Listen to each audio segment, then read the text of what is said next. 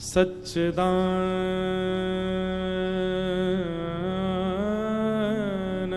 रूपाय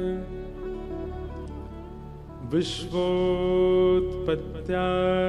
Hathaway तापत्रय विनाशाय श्री कृष्णाय वयं नुमः। सच्चिदानंद रूपाय, भगवान के 3 रूप हैं, सत्य, चैतन्य और आनंद। सबसे पहली बात है कि श्री ठाकुर जी सत्य स्वरूप हैं। बहुत ध्यान से सुनिएगा आप, ठाकुर जी सत्य हैं। मैं एक बात कथा में कहा करता हूं कि यदि कोई व्यक्ति सुबह शाम पूजा नहीं करता, मंगलवार के व्रत नहीं करता, सोमवार के व्रत नहीं करता, लेकिन वह व्यक्ति सत्य जरूर बोलता है, तो वो व्यक्ति भी किसी जपी से, किसी तपस्वी से, किसी योगी से कम नहीं है। बहुत ध्यानपूर्वक सुनिएगा हमारी बात। हम लोग व्रत उन चीजों का करते हैं जिन चीजों के हम आदी होते हैं। जैसे कि अन्न के हम आदी हैं, अन्न के बिना हम रह नहीं सकते, इसलिए हम उसका व्रत करते हैं। महीना में 1 दिन, महीना में 2 दिन, हफ्ते में 1 दिन हम व्रत करते हैं। उस अन्न का त्याग करके हम ठाकुर जी को ये बताते हैं कि नाथ देखो, हमने ये त्याग किया, अब इसके बदले हम पर आप कृपा करो। पर अब जैसे जैसे समय आगे बढ़ता जा रहा है, हमारी जरूरतें कुछ और हो चुकी हैं।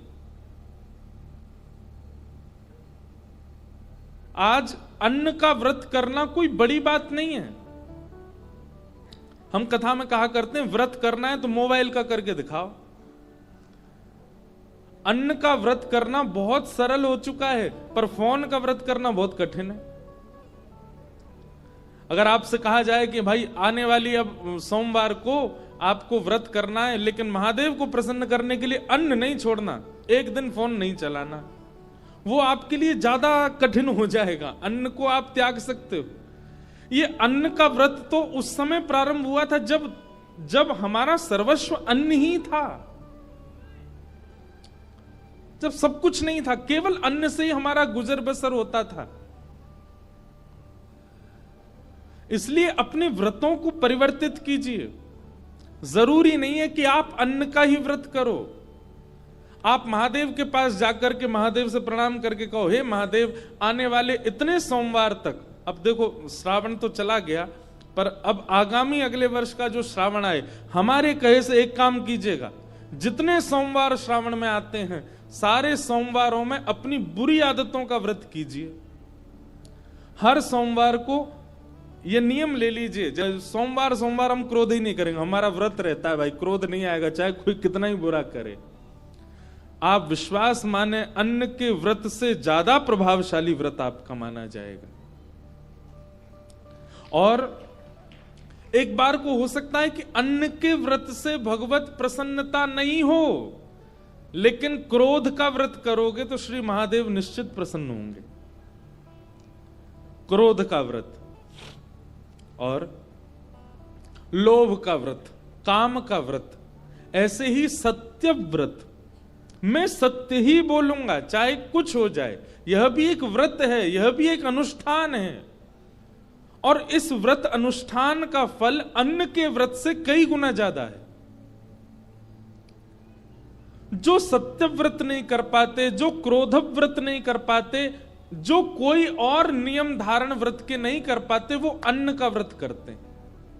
हम अन्न के व्रत के हम खुद भी अन्न का व्रत करते हैं एकादशी को, हम कोई उसके विरोधी नहीं है, लेकिन एक बात कह रहे हैं कि व्रत करना है तो उन चीजों का करो जिनसे आपका स्वभाव बिगड़ रहा है।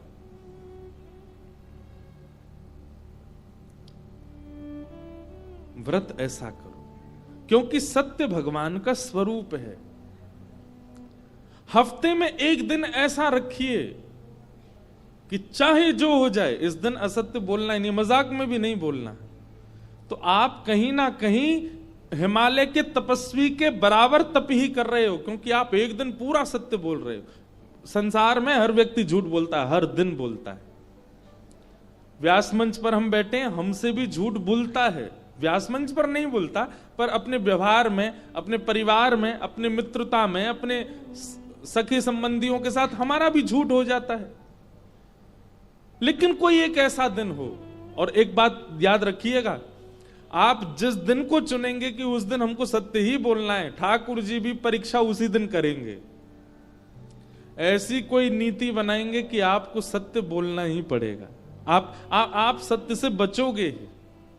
लेकिन याद रहिएगा, अपने अपने व्रत के प्रति निष्ठावान हो जाइएगा, चाहे जो हो जाए आप सत्य ही बोलो। एक कथा सुनाए, नामदेव जी महाराज हुए महाराष्ट्र में। नामदेव जी का एकादशी निष्ठा थी, मैं कथा में सुनाता हूं। वो एकादशी के दिन अन्न नहीं खाते थे, और खाना भी नहीं चाहिए, शास्त्र मना करते हैं। एकादशी व्रत करते थे, और केवल करते ही नहीं थे, नामदेव जी के आगे जो आ जाता था उस सबसे एकादशी करवाते थे। मान लीजिए आप घूमते घूमते नामदेव जी के आगे आ गए, और आप कहीं अन्न खा रहे हो, और नामदेव जी ने आपको देख लिया, तुरंत हाथ पकड़ लेंगे, आपके हाथ में जो सामग्री होगी उसको दूर रख देंगे, बोले भैया आज एकादशी, आज अन्न नहीं खाओगे। और जब तक द्वादशी लग नहीं जाएगी आपके पीछे पीछे घूमेंगे कि कहीं ये अन्न ना खा ले। ऐसा नियम था उनका। एक दिन भगवान बोले नामदेव जी की परीक्षा ली जाए, और ठाकुर जी एक दीन हिंसा ब्राह्मण बनकर के आ गए, और एकादशी के दिन नामदेव जी के द्वार पर आकर के ठाकुर जी ऐसे गिर पड़े। नामदेव जी दौड़ करके गए, अरे ब्राह्मण देवता आए हैं, अरे कोई जल लेकर के आओ, अरे गृहिणी सुनो जल्दी इनकी सेवा करो।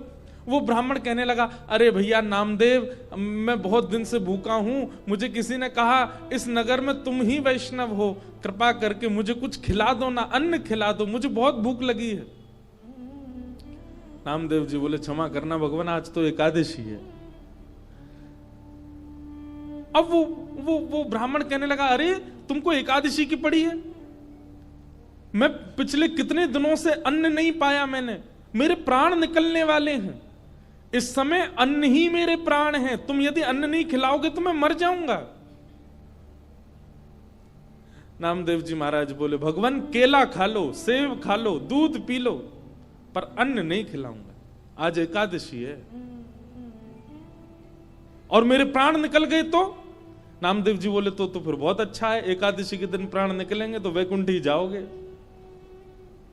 लेकिन अन्न नहीं खाने दूंगा, चाहे आप जो कहो। अब वो कोई ब्राह्मण कोई और थोड़ी, भगवान ही आए थे। अब तो ठाकुर जी जोर जोर से चिल्लाने लगे, अरे भैया मुझे कोई बचाओ, मुझे कोई अन्न खिलाओ, मुझे कोई रोटी चावल कुछ तो खिलाओ, मेरे प्राण निकल रही है, नामदेव मुझे कुछ नहीं खिला रहा है। अड़ोसी पड़ोसी इकट्ठे हो गए, सब लोग बोले, ए नामदेव तुम्हारी एकादशी है, तुम करो एकादशी, उनसे क्यों करवा रहे हो? नामदेव जी बोले, मेरा नियम है, मेरी आंखों के आगे जो आ जाएगा सबसे करवाऊंगा मैं तो। अब पड़ोसी कहने लगे, ब्राह्मण देवता आप तो हमारे साथ चलो, हमारे यहां चलो, वहां पा लेना। नामदेव जी ने हाथ पकड़ लिया, बोले ले जाने भी नहीं दूंगा। ब्राह्मण बोले, बड़ा विचित्र भाई, मेरे प्राण निकल जाएंगे। बोले भले ही निकल जाएं, खिलाने के लिए मना थोड़ी किया, केला देता हूं, सेब दे रहा हूं, आपको दूध दे रहा हूं, लेकिन अन्न नहीं दूंगा। अब ठाकुर जी तो जब नाटक करने में आते हैं तो सबको पीछे छोड़ देते हैं। आहा, विलाप करते करते करते करते ठाकुर जी ने ऐसा नाटक किया कि प्राण निकल ही गए, लेकिन नामदेव जी ने अन्न नहीं खिलाया।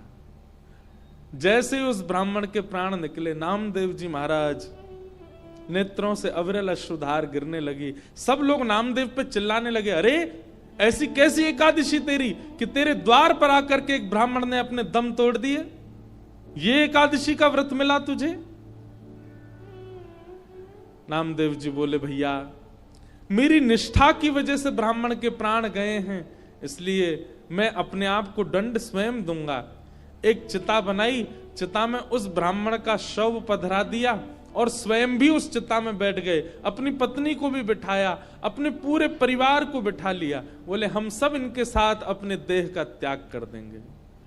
जैसे ही चिता में अग्नि प्रज्वलित हुई, वो ब्राह्मण का शव उठ करके खड़ा हो गया। शंख चक्र गदा पद्मधारी श्रीमन नारायण प्रकट हो गए और नामदेव को चिता से उछाल करके बाहर ले आए, हृदय से लगा लिया। अरे मेरे नामदेव, अरे मेरे नामा, ये कोई ब्राह्मण नहीं था, ये तो मैं ही आया था तुम्हारे व्रत की परीक्षा लेने के लिए। मान गए तुम्हारी निष्ठा को। बंधुओं, नियम करना बड़ी बात नहीं है। कई लोग नियम का पालन करते हैं। कई लोगों का नियम है सुबह 4 बजे उठेंगे, उठ करके स्नान करेंगे, हनुमान जी का चोला चढ़ाएंगे, शंकर जी का अभिषेक करेंगे, आदि आदि जो भी उनके नियम करना बड़ी बात नहीं है, पर नियम कितनी निष्ठा से किया जा रहा है ये बड़ी बात है। वो आपका डेली रूटीन की तरह नहीं होना चाहिए, वो निष्ठा के साथ होना चाहिए, उत्सुकता के साथ होना चाहिए। तो भगवान का स्वरूप है सत्य। अगर व्यक्ति बहुत कुछ नियम नहीं करता लेकिन सत्य का आचरण करता है तो वह व्यक्ति भी एक धार्मिक व्यक्ति माना जाएगा। क्यों? क्योंकि सत्य भगवान का स्वरूप है। कोई व्यक्ति नित्य मंदिर नहीं जाता परंतु नित्य सत्य बोलता है तो वो व्यक्ति धार्मिक है। अच्छा, एक और बात, सत्य के भी एक पैमाने होते हैं। कहां बोलना चाहिए, कितना बोलना चाहिए, कैसा बोलना चाहिए, यह भी पता होना चाहिए। कई बार कई सत्य अच्छे नहीं होते, कई सत्य अच्छे नहीं होते। कोई कसाई जीव को मारने के लिए जा रहा है और जीव आपके सामने से ही गया है। कसाई आकर के आपसे पूछे कि आपने उस जानवर को देखा, आप सत्य बोलोगे? सत्य बोल दोगे तो एक के प्राण चले जाएंगे। तो कहीं कहीं प्राण की रक्षा के लिए, कहीं कहीं किसी की कुशलता के लिए सत्य नहीं भी बोलना चाहिए, परंतु यह आपको कौन सिखाएगा? यह सत्संग सिखाएगा। ये विवेक बुद्धि आपको सत्संग कथा प्रदान करेगी कि कहां, कब, कैसे, क्या, कितना बोलना है, पर सत्य का आचरण। तो सत्य भगवान का स्वरूप, दूसरा चैतन्य भगवान का स्वरूप है। बंधुओं, विश्व में सब जगह परमात्मा जड़ दिखाई देते हैं, मूर्ति में दिखाई देंगे, धातु में दिखाई देंगे, पत्थर में दिखाई देंगे, परंतु वो दिख रहे हैं हमको, है नहीं। वो वास्तव में चैतन्य है, हमारी तरह है। हमारी तरह उनको भी सर्दी लगती है, उनको भी गर्मी लगती है, उनके भी हाथ पांव सीधे होते हैं, वह भी एक रूप में रहते हैं। हमारी बुद्धि जड़ है, इसलिए परमात्मा जड़ दिखाई दे रहा है। मीराबाई की बुद्धि चैतन्य हो गई थी, इसलिए जहां देखती थी वहीं उनको परमात्मा दिखते थे। सूरदास की बुद्धि चैतन्य हो चुकी थी, नेत्र ना होने के बाद भी उनको परमात्मा दिखते थे। वास्तव में कथा सुनने का पर्पस क्या है? कथा सुनने का उद्देश्य क्या है? हमारी जड़ बुद्धि चैतन्य हो जाए। महाराज, जड़ बुद्धि चैतन्य हो जाएगी ना तो जित देखूं उतित श्याममयी है। जिसको देखोगे उसमें ठाकुर जी का अनुभव होने लग जाएगा। और जड़ बुद्धि का स्वरूप क्या है कि ठाकुर जी में भी दोष दिखने लग जाए तो ये समझो यही जड़ बुद्धि है। और निर्जड़ बुद्धि कौन सी है? सामान्य व्यक्ति को देख करके भी उसमें ठाकुर जी का अनुभव होने लग जाए, यही जड़ शून्य बुद्धि है। कथा का उद्देश्य जड़ शून्य बनाना है बुद्धि को, जड़ युक्त नहीं। 7वें दिन, और अब तो उल्टा हो गया, अब 8वें दिन कथा। वैसे हम पता कितने 2, 3, 4 साल बाद करीब 8 दिन की कथा करेंगे। अभी समय ही नहीं रहता तो 7 ही दिन का करते हैं, परंतु आज का विलंब होना बिसौली के लिए बोनस हो गया। हम रास्ता में बात करते आ रहे पंडित जी से, मैंने कहा कहीं से पंखा भेज दो, मेरी गाड़ी उड़ के आ जाए तो पहुंच जाऊं। फिर अंत में हमने कहा भाई एक काम करो, 21 को हमको 1 बजे तक एक स्थान पर पहुंचना है, तो यहीं से उड़ के चले जाएंगे, लेकिन 21 को कथा सुना के जाएंगे। तो यह भी एक आनंद है। 8 दिन बाद आपकी दृष्टि परिवर्तित होनी चाहिए। जैसी आज है वैसी ही 8वें दिन भी है। जैसा स्वभाव आज है वैसा ही 8वें दिन भी है। जैसी बोली चाली आज है वैसी 8वें दिन भी है। तो निश्चित मानिए आपने समय को व्यर्थ किया। आप रमेश हो, आप रमेश हो, आप मुकेश हो, जो भी यहां बैठे हो, आज जैसे हो 8वें दिन वैसे नहीं होने चाहिए। आपके अंदर सरलता जन्म ले, आपके अंदर दीनता आवे, आपके अंदर दैन्य भाव आवे, आपके अंदर पहले से अति प्रेम आ जाए, तो समझो कथा को आपने सुना। आज जितना क्रोध है उतना कथा सुनने के बाद भी है, आज जितना लोभ है उतना कथा सुनने के बाद भी है, तो फिर काय बात की कथा? अरे भाई, औषधि लेने के बाद तो रोग दूर होना चाहिए। औषधि लेने के बाद भी रोग दूर नहीं हो रहा है, इसका मतलब क्या है? या तो औषधि एक्सपायर हो चुकी है, या फिर औषधि लेने वाला व्यक्ति नियम का पालन नहीं कर रहा है। इसलिए भैया, इन सप्त दिवस की कथा से मन, बुद्धि, नेत्र सब परिवर्तित होने चाहिए। सब में एक सुधरा हुआ व्यवहार आना चाहिए, ऐसी भावना। सच्चिदानंद रूपाय, भगवान का सत्य स्वरूप है। दूसरा स्वरूप ठाकुर जी का चैतन्य है। वो जड़ भले ही हैं, परंतु दिख रहे हैं जड़ है नहीं, वो साक्षात चैतन्य है। और तीसरा भगवान का रूप है आनंद, आनंद रूपाय, भगवान आनंद है। अब देखो, एक बात हमारी तरफ देखो, सब लोग जितने लोग बैठे हो, कथा का समय 1 बजे से और हम मंच पर आकर के बैठे 7 बजे, लगभग 6 घंटे बाद, 6 घंटे बाद कथा कहनी प्रारंभ करी। परंतु यहां जितने लोग बैठे हैं 6 घंटे की थकान भूल गए। 6 घंटे का जो भी उनके मन में भाव आया, जो भी उनको थकान हुई, सब भूल भाल गए। और 6 घंटे बाद जैसी कथा प्रारंभ हुई, आप सब अपने आप प्रसन्न हो गए। सबके मुख पे एक अद्भुत प्रसन्नता आ गई। हम तो सुबह के निकले हैं, पूरे दिन के और रात में भी 3-4 बजे तक जागे रहे, जिस काम के लिए गए थे, सोए भी नहीं। परंतु यहां 7 बजे बैठते ही एक अद्भुत आनंद, एक अद्भुत संचार चित्त में आ गया। इसी को ही ठाकुर जी का स्वरूप माना गया। ये जो हमारे साथ हुआ 7 बजे के बाद, यही ठाकुर जी है। ये अनुभूति, यह अनुभव, यह ऊर्जा, यही श्री कृष्ण है। आनंद रूप है, भगवान का स्वरूप आनंद है। इसीलिए चौथे दिन गाया जाता है, हाथी दीने घोड़ा दीने और दीन पालकी, बालकन को लाडू पेड़ा बूढ़िन को लापसी, नंद घरानंद भयो जय कन्हैया। अभी यही भाव है कि बिसौली में आनंद भयो और आगामी 7 दिन के लिए आनंद भयो। अब यहां आनंद ही आनंद होगा। आपकी जितनी चिंताएं हैं, आपके जितने विषाद हैं, सब भूल जाएंगे जब आप कथा में आएंगे। भले ही बाहर याद रहें, पर यहां जब कथा सुनने लग जाएंगे, सब निश्चित है कि आप भूल जाओगे। किस स्थिति में आ जाओगे? आनंद। और वही आनंद श्री कृष्ण है, वही आनंद परमात्मा। तो भगवान के 3 स्वरूप हैं, सत्य, चैतन्य और आनंद। सच्चिदानंद रूपाय। 3 भगवान के काम हैं। क्या? उत्पत्ति करना, विश्व की पालन करना और संहार करना। और 3 भगवान के स्वभाव हैं। क्या? तापत्रय विनाशाय, आदिदैविक, आदि भौतिक, आध्यात्मिक, तीनों तापों का जो विनाश कर देते हैं। ऐसे श्री कृष्णाय वयम नमः। कोई तन दुखी, कोई मन दुखी, कोई धन बिन रहत उदास, थोड़े थोड़े सब दुखी, सुखी राम के दास।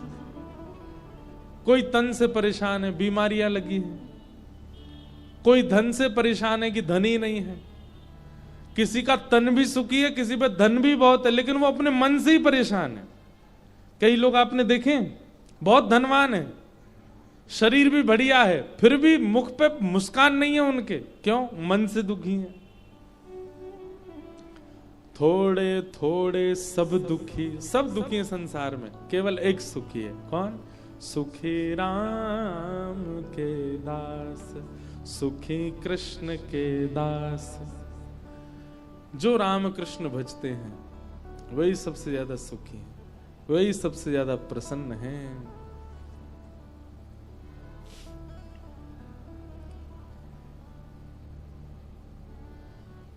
हरि का भजन करो, हरि है हमारा।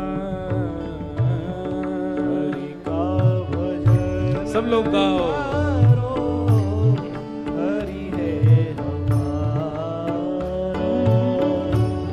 हरि का भजन करो, हरि है हमारा। हरि का भजन करो, हरि है हमारा।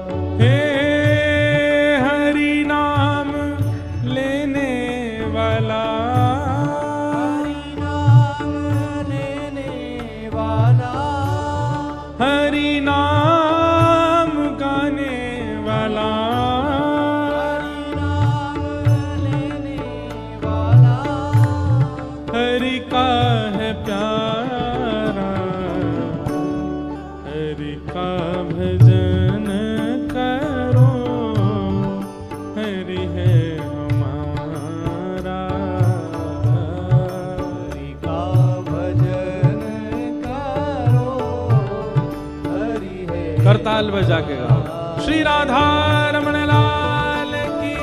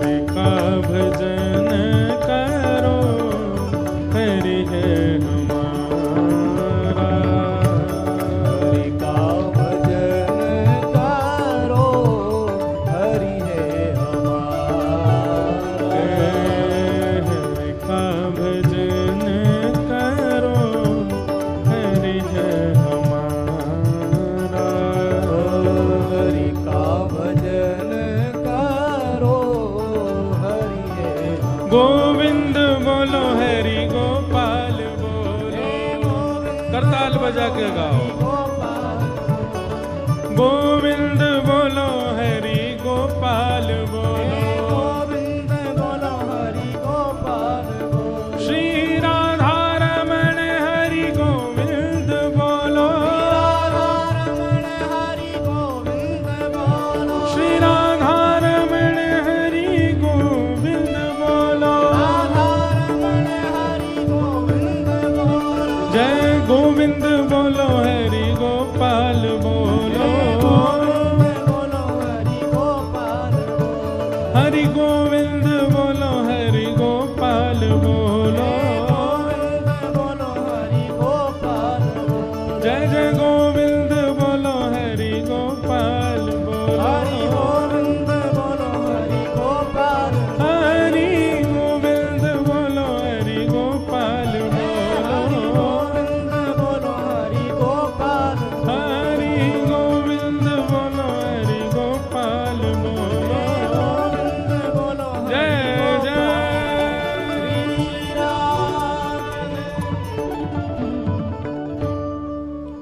हरि नाम गाने वाला, हरि नाम गाने वाला, हरि का है प्यारा,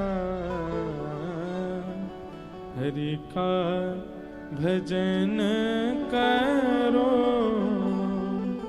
हरि है हमारा, हरि का भजन करो, हरि है हमारा। हरि स्मृति सर्व विपद विमोक्षणम, ऐसे हरि जो त्रिकालावाधिक हैं, सत्य, चैतन्य और आनंद, जिनके कर्म उत्पत्ति, पालन और प्रलय, जिनका स्वभाव आदिदैविक, आदि भौतिक, आध्यात्मिक तापों से ग्रसित को प्रसन्न करना, ऐसे श्री कृष्ण को हम बारंबार प्रणाम करते हैं। आज भागवत जी का महात्म्य है। महात्म्य का मतलब क्या होता है? महत्व। तो जो 8 दिन की कथा होती है उसमें विशेष रूप से कथा तो दूसरे दिन से ही शुरू होती है, पहले दिन महात्म्य होता है। मतलब हमारे सप्ताह जो काउंट होंगे वो कल से होंगे। आज प्रथम दिन केवल महात्म्य है। अगर 7 दिन की कथा होती है तो महात्म्य और प्रथम दिन दोनों पहले दिन ही करने होते हैं, तो फिर 7 दिन में कथा होती। महात्म्य की थोड़ी चर्चा बस प्रारंभ मात्र करके फिर कथा को विराम देते हैं। भक्ति महारानी के 2 पुत्र हैं, ज्ञान और वैराग्य। भक्ति सबके चित्त में है, भक्ति सबके अंदर होती है, परंतु कोई भी व्यक्ति ज्ञान और वैराग्य के आदि नहीं होते। इस पंडाल में भी, बिसौली में, बदायूं में, बरेली में, आसपास के क्षेत्रों में भक्तों की गिनती यदि करोगे तो लाखों में हो जाएगी, परंतु ज्ञानियों की गिनती करोगे, वैरागियों की गिनती करोगे तो शायद उंगली में गिन पाओ, इतने ही मिलेंगे। बहुत ध्यानपूर्वक सुनिएगा। और जबकि भक्ति के ही ये दोनों पुत्र हैं, ज्ञान और वैराग्य। लोग प्रश्न करते हैं, हम इतने वर्षों से सेवा कर रहे हैं, इतने वर्षों से पूजा कर रहे हैं, इतने वर्षों से हमारा ये नियम चलता आ रहा है, दान कर रहे हैं, पुण्य कर रहे हैं, फिर भी महाराज जी मन में शांति क्यों नहीं है?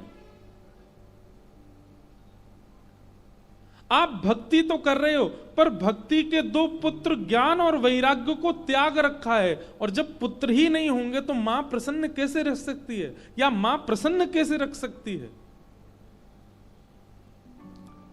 भक्ति के ये 2 पुत्र हैं, ज्ञान और वैराग्य। इनको जीवन में स्थान देना अति अनिवार्य है।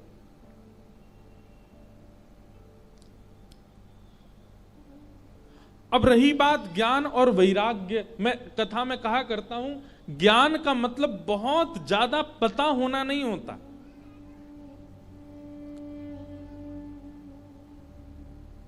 एक बात बहुत ध्यान से सुनिएगा, रसोई घर में मिर्च भी है, हल्दी भी है, धनिया पाउडर भी है, जीरा भी है, राई भी है। ये सब मुझे इसलिए पता क्योंकि हम पे भी भोजन बनाना आता है। हींग भी है और तेज पत्ता भी है, घी भी है, तेल भी है, घिया भी है, टमाटर भी है, आलू भी है, सारी सामग्री हैं, लेकिन बनाना भोजन नहीं आता। उसका क्या फायदा? रसोई है, सामग्रियां सादी हैं, लेकिन सामग्रियां सारी हैं, लेकिन पकाना नहीं आता, उसका निर्माण करना नहीं आता, तो इन सब व्यवस्थाओं का क्या फायदा? ठीक वैसे ही भक्ति तो है, पर उसके पुत्र ज्ञान और वैराग्य यदि नहीं है तो भक्ति कहीं ना कहीं अधूरी रहेगी। और ज्ञान का मतलब बहुत पता होना, बहुत नॉलेज होना नहीं होता। ज्ञान का मतलब होता है जितना पता है उसका सदुपयोग करना, उसको व्यवस्थित करना, इसको ज्ञान कहते हैं। क्या रावण नहीं जानता था कि अबला स्त्री को हरण करना ये शास्त्र विरुद्ध बात है? इतना बड़ा ज्ञानी, इतना बड़ा पंडित, उसको नहीं पता था कि एक महिला का हरण नहीं करना चाहिए? पता था, वो जानता था, वो ज्ञानी था। उसके पास में ज्ञान तो है, पर उस ज्ञान का विवेक नहीं है। उसका सदुपयोग कैसे करना चाहिए ये उसको नहीं आता। ये सत्संग सिखाता है। आपको नॉलेज तो बहुत हो जाएगी, आपको पता तो बहुत चल जाएगा, आप अपने पास अर्जित तो बहुत कर लोगे, लेकिन उसको व्यवस्थित कैसे करना चाहिए ये आपको सत्संग सिखाएगा। इसलिए सत्संग से मिला जो ज्ञान होता है ना, उसी ज्ञान को विवेक कहते हैं। और विवेक जो होता है वो सदैव सद्मार्ग की ओर ही ले जाता है।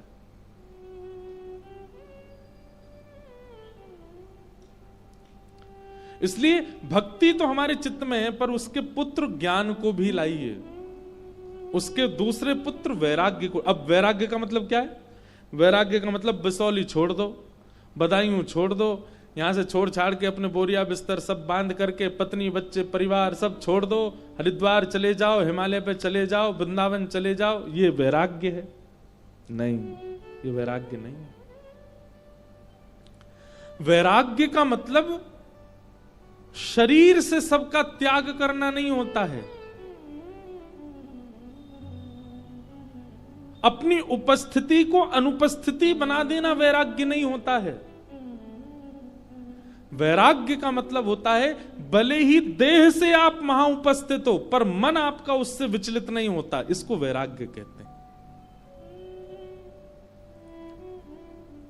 घर छोड़ के चले गए वैराग्य लेकर के हिमालय में, लेकिन 24 घंटा चिंतन चल रहा है पत्नी का ही, 24 घंटा चिंतन चल रहा है बच्चों का, 24 घंटे चिंतन चल रहा है। पत्नी होती तो बढ़िया फूली फूली रोटी बनाती हैं, आलू की सब्जी से प्रेम से पाते।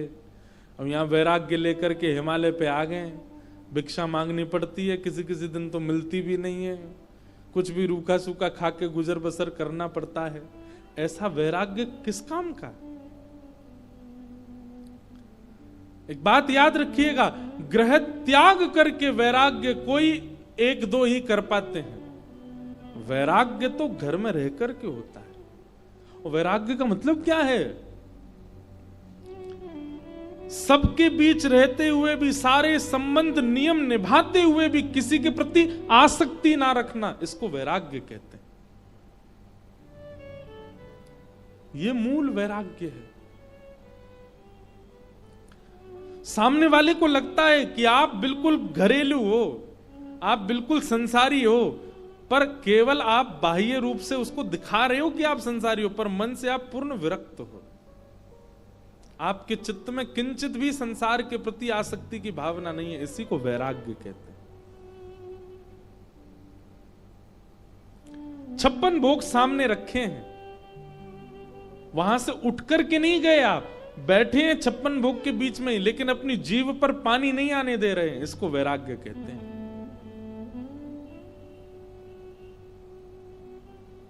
वैराग्य का मतलब वस्तु का त्याग नहीं, वैराग्य का मतलब वस्तु के प्रति इच्छा का त्याग, उसको वैराग्य कहते हैं।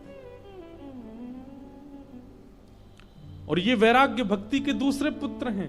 तो ज्ञान और वैराग्य के बिना भक्ति के मार्ग पर यदि आप हैं, भक्ति प्रधान है, भक्ति सर्वस्व है, पर कहीं ना कहीं ज्ञान और वैराग्य भी साथ होंगे तो भक्ति पुष्ट होगी, भक्ति आपको प्रसन्न करेगी, भक्ति आपको सम बना देगी। नहीं तो आप विचलित ही रहोगे, कितने भी नियम कर लो, कितनी भी कथाएं सुन लो, कितनी भी भक्ति कर लो। ज्ञान यानी कि विवेक, वैराग्य यानी कि आसक्ति नष्ट नहीं हुई है तो भक्ति से आप कभी प्रसन्न नहीं रह पाओगे।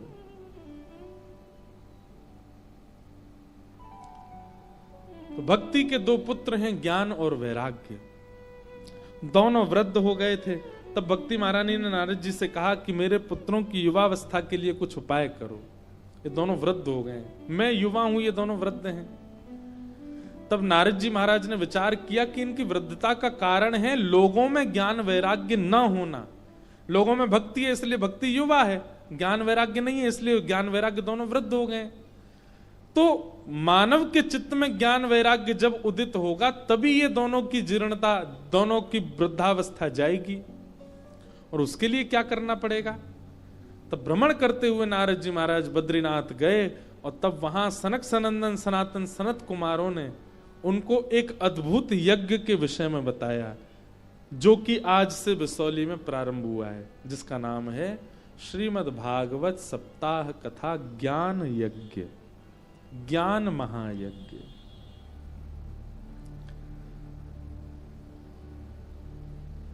सनत कुमारों ने कहा, नारद जी यदि आप ज्ञान वैराग्य की वृद्धावस्था को दूर करना चाहते हैं तो उसके लिए एक ही उपाय है। क्या? सत्कर्म सूचको नूनम ज्ञान यज्ञ स्मृतो बुधये श्रीमद् भागवतालाप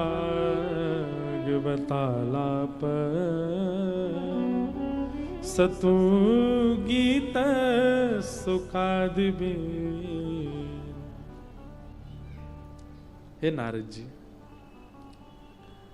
श्रीमद् भागवत की कथा कराओ, जो कि सुखदेव जी ने परीक्षित को सुनाई थी।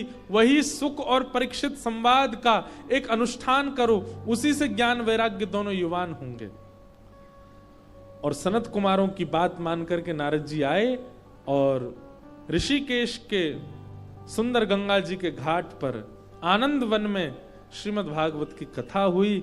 और वहीं आकर के भक्ति के दोनों पुत्र ज्ञान और वैराग्य युवा हो गए, जिससे यह बात स्थापित हो गई कि भक्ति से मिलने वाली प्रसन्नता यदि चाहते हैं तो ज्ञान वैराग्य को युवा करना पड़ेगा, और ज्ञान वैराग्य की युवावस्था यदि चाहते हैं तो उसके लिए भागवत सुननी पड़ेगी।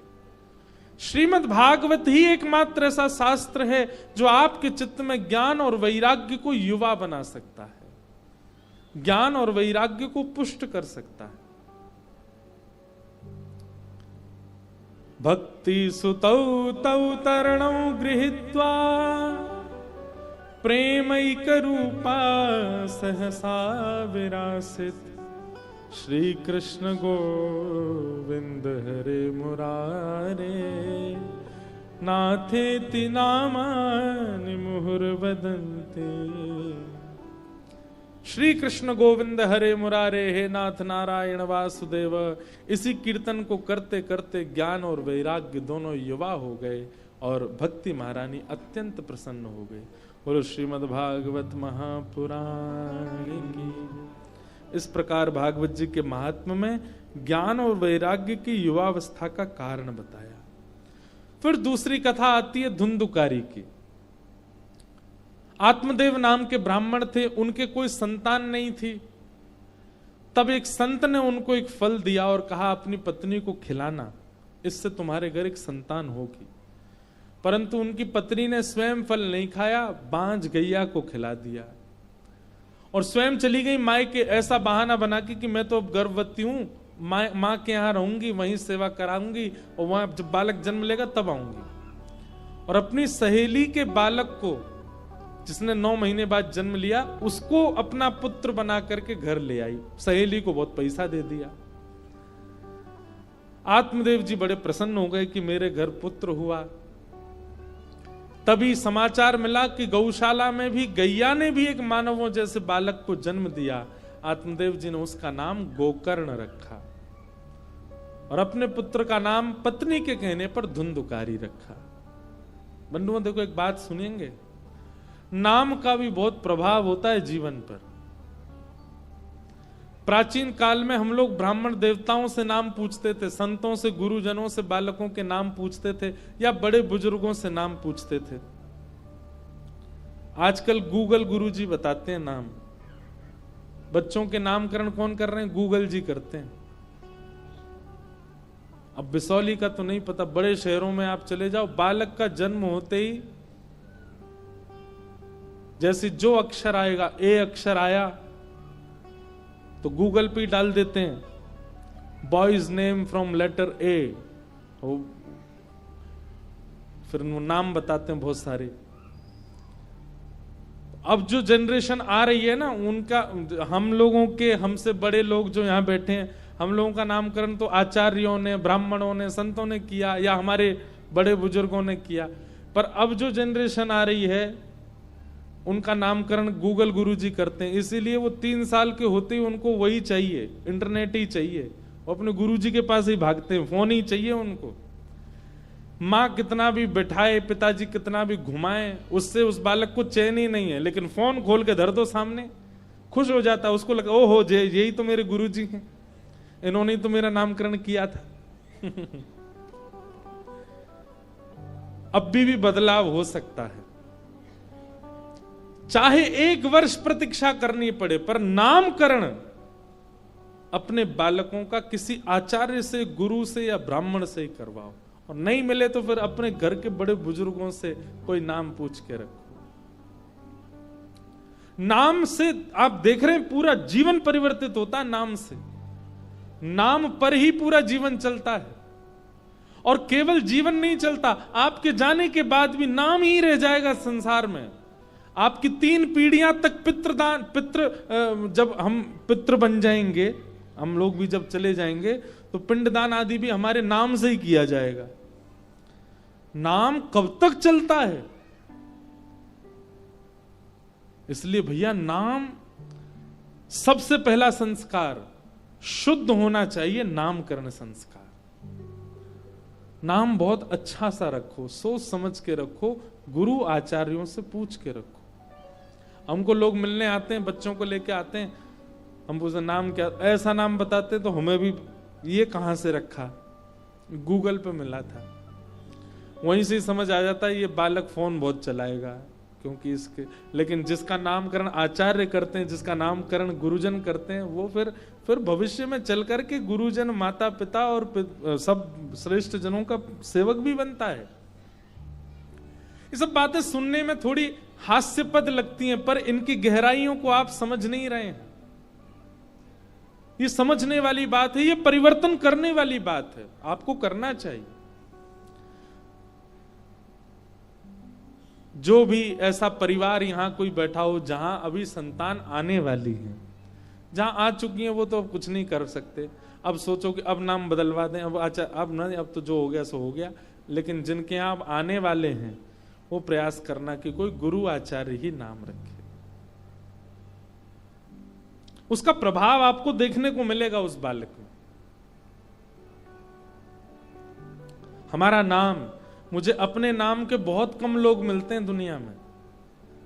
इंद्रेश नाम के लोग मुझे बहुत ही कम मिले, 1 या 2 ही मिले होंगे आज तक। 27-28 वर्ष की आयु में 2-3 लोगों से मिला हूं जो इंद्रेश नाम के। हमारे पिताजी ने, हमारे गुरु महाराज परम पूजनीय प्रातः वंद श्रीमद् भागवत के सचल विग्रह श्री रामानुजाचार्य गुरु जी ने नाम रखा। कई लोग सोचते हैं इंद्रेश का मतलब होता है इंद्र देवता, नहीं। ये एश जिनके भी नामों में आता है, जैसे गोपेश, रमेश, महेश, एश का मतलब सीधा लगा लीजिए, इसका संधि विच्छेद करके आगे वाले अर्थ के जो ईश हैं वो है नाम। तो इंद्र के जो ईश यानी कि श्री कृष्ण, जब उन्होंने गिरिराज जी उठाए तो इंद्र का मान मर्दन किया, इसलिए नाम पड़ा इंद्रेश। अब देखो कितना अच्छा अर्थ है। ऐसे ही बच्चों का नाम अर्थ से, और उनको बच्चों को बताओ, आचार्य से ही बुलवाओ, इनके नाम का अर्थ इनको पता हो। फिर देखिएगा जैसा उसका नाम है ना वो वैसा ही बनता चला जाएगा। अब नाम ही रखा बालक का मोंटी, तो मोंटी ही बनेगा वो वैसा ही बनेगा। नामकरण का प्रभाव होता है। ये कथा हम धुंधुकारी के प्रसंग में कह रहे हैं। उसका नाम धुंधुकारी, धुम धुम करोति धुंधुकारी, ऐसा ही हुआ। धुंधुकारी धीरे धीरे दोनों जैसे बड़े हुए। गोकर्ण पंडित ज्ञानी बना, धुंधुकारी महान दुष्ट बना। माता पिता पर ज्यादा प्रहार, हाथ आदि उठाने लगा। मां ने एक दिन अपने प्राण त्याग दिए। पिताजी घर छोड़ करके वन में चले गए। ऐसा पुत्र जिसके घर में आने से घर ही नरक बन गया। बंधु एक बात ध्यान से सुनिएगा हमारी, पुत्र घर में जन्म ले इस बात की होड़ मत कीजिए, पात्र जन्म ले। और देखो जन्म चाहे पुत्र ले चाहे पुत्री ले, पात्र बनाना माता पिता के हाथ में। विवाह करना और उसके बाद गृहस्थी आगे बढ़ाना, यह बहुत बड़ा दायित्व होता है। आजकल लोग इसको मजाक में ले जाते हैं। हमारी प्रार्थना पुत्र पढ़ा लिखा बने, पुत्र भविष्य में चल करके लाखों करोड़ों रुपया कमावे, ये सब माता पिताओं की इच्छा होती है। पर अब परिवर्तन कीजिए। रुपए कमाना कोई बहुत बड़ी बात नहीं हो गई। अब संसार में कोई भी कमा लेता है। हम बहुत बड़ी बात नहीं कह रहे हैं, पर बहुत मेहनत करके पढ़ लिख करके एक डिग्री प्राप्त करने वाला व्यक्ति जितने रुपए कमाता है उससे कई गुना ज्यादा बिना पढ़े लिखे भी कमा रहे हैं आजकल। इसका मतलब हम बढ़ावा नहीं दे रहे हैं उस चीज को, पर हम एक बात कह रहे हैं कि धन कमाना बहुत सरल हो गया है। अब माता पिता के चित्त में यह इच्छा नहीं होनी चाहिए कि हमारा बालक धन कमाने वाला बने। माता पिता के चित्त में यह इच्छा होनी चाहिए चाहे जैसा भी हो अच्छा इंसान बने। इसका स्वभाव, इसका व्यवहार, इसकी बुद्धि, इसका चिंतन वो समाज को कुछ दे। भले ही बहुत ज्यादा ना कमा पाए, वो जरूरत नहीं हमको। बहुत ज्यादा कमाने वाला पुत्र पता है पुलिस ऋषि के खानदान में हुआ था। कौन? रावण। उसने तो इतना कमाया कि पूरी नगरी सोने की बना दी, और इतना ऐश्वर्य कमाया कि कुबेर भी उसके यहां पर झाड़ू पोंछा करने आ जाते हैं। देवता भी थर थर कांपते थे रावण के मारे। क्या ऐश्वर्य की कमी, क्या नाम की कमी, क्या यश की कमी, क्या धन की कमी थी रावण के पास। वो सब कुछ था रावण के पास जो आज का व्यक्ति चाहता है कि जीवन में मुझे मिले, पर चरित्र अच्छा नहीं था। और चरित्र अच्छा ना होने की वजह से लाखों वर्षों से हर दशहरा पर रावण जलाया जाता है। इसलिए भैया माता, ओ भैया आज तो हम अभी पीछे ही लुढ़कते। व्यासपीठ कह रही हैं कि अब समय पूरा हो गया, 8 बज गए, हम तो 1 बजे से प्रतीक्षा कर रहे हैं। तो हम एक बात कह के अपनी बात पूरी करें कि माता पिता ये संकल्प लीजिए कि हमारी पुत्री या पुत्र एजुकेशन में आगे जाए, खूब बढ़िया स्कूल कॉलेज यूनिवर्सिटी में पढ़े, अच्छी बात, लेकिन नहीं बन पाए एजुकेशन में आगे, नहीं पढ़ पाए अच्छी यूनिवर्सिटी कॉलेज में, तो कम से कम अच्छा इंसान बने, व्यक्तित्व अच्छा हो उसका। अरे बड़े बड़े शहरों में तो एक गलत चीज सिखाई जा रही है, पता है क्या? बच्चों को बोलते हैं चतुर नहीं बनोगे तो संसार तुम्हारा फायदा उठा लेगी, तुम चंट चालाक नहीं होगे। अरे कितने विवाह टूट रहे हैं, किस लिए? क्यों? क्यों विवाह नहीं करना उससे, वो लड़की बहुत सीधी है, इतनी सीधी लड़की नहीं चाहिए हमको, उस लड़के से विवाह क्यों नहीं, अरे नहीं नहीं बहुत ज्यादा ही सरल है। ये कलयुग का प्रभाव है कि आपको सीधे लोग, सच्चे लोग, सरल लोग, सहज लोग अच्छे नहीं लग रहे हैं। अब ये लगता है कि संसार में रहने के लिए चतुर होना बहुत जरूरी है, स्मार्ट होना बहुत जरूरी है। एक बात हमारी बहुत ध्यान से सुनिएगा और इसी बात के साथ आज की कथा को विराम देंगे। जितने चतुर बनोगे, जितने स्मार्ट बनोगे, जितने ज्यादा बुद्धिमान और जितने ज्यादा संसार की हर चीज को जानने वाले बन जाओगे, आप संसार के प्रिय बन जाओगे। लेकिन आप जितने सरल, जितने सहज, जितने प्रिय, जितने डाउन टू अर्थ, जितने दीन बनोगे, उतने ज्यादा ठाकुर जी के प्रिय रहोगे। आपके हाथ में संसार का प्रिय बनना है कि ठाकुर जी का। संसार उसी से प्रेम करता है जो बहुत चतुर है, लेकिन ठाकुर जी उसी से प्रेम करते हैं जो बहुत भोला है, बहुत सरल है, बहुत सहज है। आप कहते हैं कि भाई चतुराई बहुत जरूरी, नहीं तो संसार आपका दुरुपयोग कर, अरे आप सरल बन के तो देखो, कोई आपके साथ छल करने आएगा तो ठाकुर जी आड़े आ जाएंगे सामने, ये सीधा है, इसका तुम दुरुपयोग थोड़ी कर सकते हो, हम साथ खड़े। इसलिए भैया हमारे बालक एक व्यक्ति अच्छे बने, ऐसा प्रयास करो। धुंधुकारी की वजह से गोकर्ण जी आत्मदेव जी वन में चले गए, गोकर्ण जी ने ज्ञान उपदेश किया, धुंधुकारी मर करके प्रेत बना। माता पिता से बैर करने वाला बालक निश्चित है कि वो प्रेत बनेगा। भूत बनने के भी कुछ लक्षण हैं, कल की कथा में बताएंगे हम।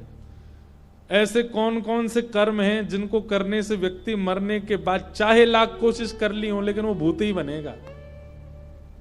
उनमें से एक लक्षण आज ही सुन लो, जो माता पिता पर कभी दुर्वचन बोल चुका है, जो माता पिता को कभी अपना अपना अपना अनहित चाहने वाले समझ करके उनके प्रति दुर्भाव रख चुका है। एक बात कहें, इस कलिकाल में कई जगह ऐसा भी देखने को मिला है कि माता पिता ने कुछ किया ऐसा जिसकी वजह से बालक के साथ अनित हुआ, परंतु फिर भी माता पिता ने ही कृपा करके आपको इस संसार में भेजा है। इसलिए कहीं ना कहीं आप उनके ऋणी हो, चाहे वो आपको उतनी प्रायोरिटी ना दें, फिर भी उनके प्रति कभी दुर्भाव आपके चित्त में नहीं आना चाहिए, नहीं तो मृत्यु के पश्चात थोड़ी देर के लिए सही प्रेत बनना पड़ेगा। और धुंधुकारी के साथ वही हो, धुंधुकारी ने तो बहुत कुछ किया था जिसकी वजह से वो प्रेत बने। गोकर्ण जी महाराज ने अनेक प्रयास किए लेकिन धुंधुकारी प्रेत योनि से मुक्त नहीं हुए। तब सूर्य भगवान ने गोकर्ण जी महाराज को कहा, इतना भयानक प्रेत योनि में पड़ा हुआ व्यक्ति भी मुक्त हो सकता है केवल एक उपाय से। किससे? भागवत की कथा से। श्रीमद् भागवत की कथा। आपको लग रहा है कि यहां कल से इतने लोग कथा बिसौली के सुनेंगे, बदायूं के सुनेंगे, बरेली के आके सुनेंगे, पर नहीं, ये जितना रिक्त स्थान है, जितनी भी खाली वायु स्थान, यहां कितनी प्रेतात्माएं, कितने कितने छोटे छोटे जीव हमारे व्यास मंच पे बैठते ही यहां विराजमान हो गए होंगे, जो ना जाने कब से प्रतीक्षा कर रहे थे कि कब यहां कथा हो और कब हम उस कथा को सुनकर के मुक्त हो जाएं। इस सप्ताह यज्ञ से जीवित मानव का कल्याण तो होता ही है, परंतु जो जीवित नहीं और कितने जन्मों से ना जाने प्रेत योनियों में पड़े हैं वह भी मुक्त होते हैं। हमने तो कितनी बार कथाओं में अनुभव किया है, प्रेत योनि से मुक्त होते हुए अनुभव किया है। केवल यहां जीवित लोग नहीं, ना जाने कितनी अचेतन अदृश्य जीवात्माएं भी इस कथा पंडाल में होंगी, जो कथा सुन रही होंगी, तो 7 दिन बाद वो मुक्त हो जाएंगे। भागवत जी में वर्णन है इस बात का। भागवत जी की कथा होते ही धुंधुकारी प्रेत योनि से मुक्त होकर के भगवत धाम को प्रस्थान कर गए। बोलो श्रीमद् भागवत महापुराण की। इस प्रकार भागवत जी का महात्म्य सुनाया गया। उन महात्मा को हम प्रणाम करते हैं और पुनश्च आज प्रथम दिन बहुत विलंब से आने के लिए फिर क्षमा प्रार्थी हैं। कल से कथा आप 1:30 बजे आकर के विराजमान हो जाएं, 2 बजे से 5, 5:30 बजे तक, और अगर हमारा मन ज्यादा ही लग गया तो 6, 7 बजे तक भी चल सकती है। तो कथा का क्रम चलेगा। खूब भाव से आप सब लोग श्रवण करो। जय राधे राधे राधे गोविंद राधे, जय राधे राधे राधे गोविंद राधे, राधे राधे राधे गोविंद राधे, राधे राधे राधे गोविंद राधे, गोविंद राधे गोपाल राधे, गोविंद राधे गोपाल राधे, गोविंद राधे गोपाल राधे, गोविंद राधे गोपाल राधे। एक बात और, हमारे हर कथा में प्यारे श्री गिरधर लाल जी भी संग आते हैं। उनके दर्शन का समय होता है सुबह 11 से 12 कथा से पहले, परंतु कल अवकाश में हैं लाल जी, कल सबसे नहीं मिले, परसों से लाल जी के दर्शन होंगे, तो इसलिए कल आप सब लोग कथा में ही आना, परसों से फिर सुबह 11 से 12 लाल जी के दर्शन भी होंगे। भाव से सब लोग जय राधे राधे राधे गोविंद राधे, राधे राधे राधे गोविंद राधे, श्री राधे राधे राधे गोविंद राधे, राधे राधे राधे गोविंद राधे।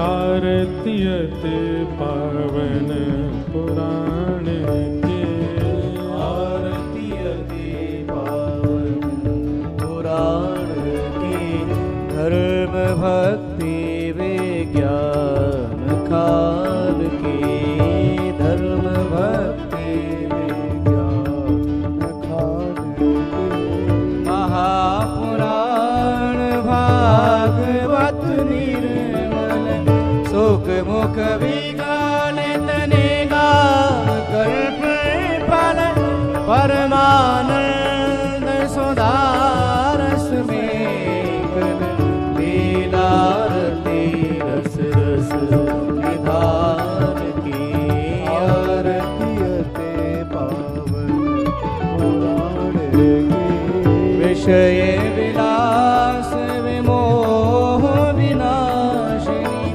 विमल विराग विवेक विकासिनी, भगवत तत्व रहस्य प्रकाशिनी, परम ज्योत परमात्म ज्ञान की, आरती पावन पुराण की, परम हंस मुनि मन उल्लासिनी, रस हृदय रस रास विलासिनी, मुक्ति मुक्ति रति प्रेम सुधासिनी, कथा कीर्तन पिय सुजान की, धर्म भक्ति